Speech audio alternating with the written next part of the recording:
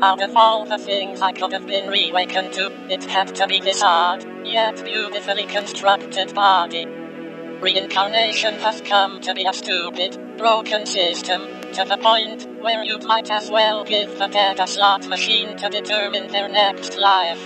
Idiotic as it is, my newfound family and I did admittedly look less ugly than we thought.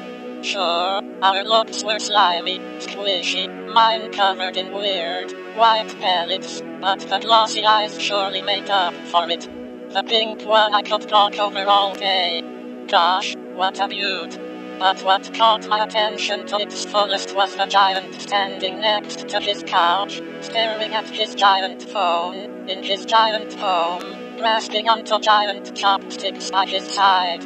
We heard a distant, echoey voice coming from the device, followed up with booming laughter, and something we couldn't stop doing even if we tried. The giant played some unknown song, one that was indecipherable in language to us. He shimmied, shook, tapped his loafers against the hardwood ground. We followed like obedient children in a dojo, then we increased our speed, waving our hands around as if our life depended on us. Squeaks and hollers of childish joy came from me and the others, coming to an abrupt halt once the behemoth turned to us. Its glasses gleamed. Instead of congratulations, applause and rewards, a shriek of terror rumbled in our direction, causing us to fall over. This is it, I thought. This is where we're going to die again. Unless we appease the giant with even better choreography. Choreography he could never turn his nose up to. The jigs were dropped early on, and we barraged the marbliest platform we stood upon with cartwheels, knee-bending kicks, marches. The grand finale, a cheerleader's pyramid, with a kiss blown from the pink one being the cherry on top of it all. I hope she never leaves us.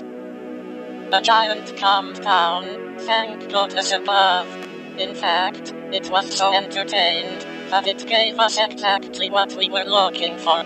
Claps, upon claps, upon claps. Round and round the applause went. As happy as we were, we still couldn't help but ponder over what scared the giant so badly. The only plausible idea I could think of was because we did its bidding poorly.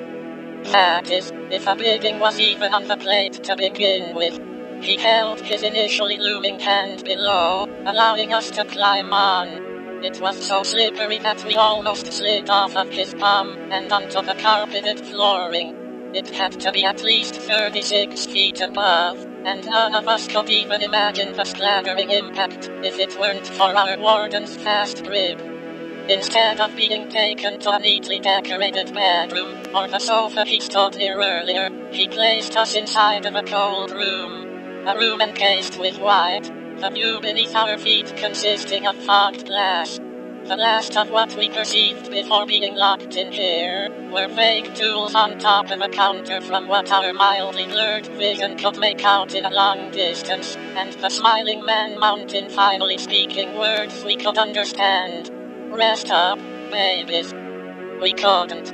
In fact, seeing what was in those huge, plasticky materials behind us made me want to upchuck, and not once did I have a bite of food since my awakening.